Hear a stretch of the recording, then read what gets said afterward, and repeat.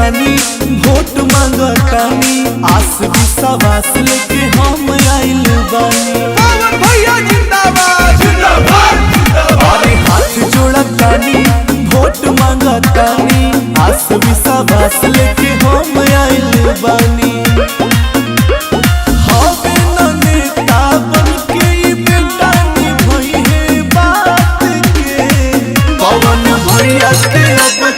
सांसद बनाई कारा काट के भैया पवन सिंह के सांसद बनाई कारा काट के।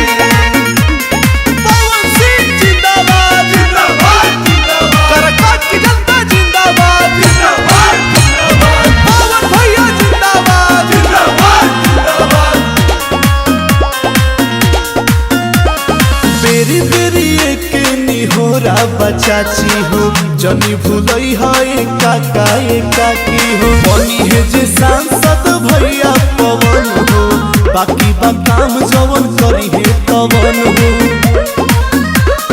माई बन के रखी है माई छाती से साट के पवन भैया के अब की सांसद बनई है कारा काट के भैया पवन सिंह के सांसद बनाई कारा काट के। पवन सिंह जिंदाबाद जिंदाबाद जिंदाबाद। करकाट की जनता जिंदाबाद जिंदाबाद जिंदाबाद। पवन भैया जिंदाबाद जिंदाबाद जिंदाबाद।